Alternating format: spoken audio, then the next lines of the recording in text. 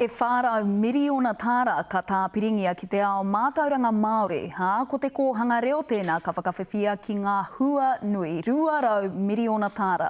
Wai hoki e 200 miriona tāra ka raua ki te reo Māori, hei whakapakari i ngā reo o ngāi pīkoko ki te reo me te mātauranga Māori. Me huro a whaiahira me te kōhanga reo o Rongomau ka tika. Hi kaka taku ngākau ki a rongo.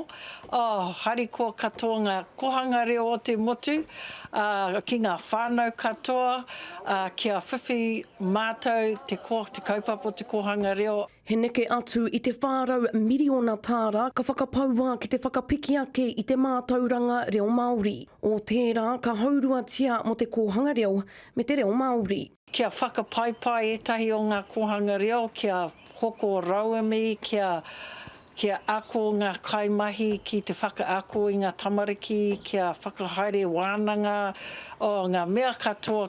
Ko kitea te māramatanga i roto i tā rātou whakatau, kia tika te whāngaitia o te pūtea ki ngā kōhanga reo me taku mihi, i nā hoki kua āhei ngā kōhanga reo, te whakapaipai i o rātou whare, te whakatōtika i te taha, te whakataurite i te taha ki ngā pūtea, ki ngā kaimahi.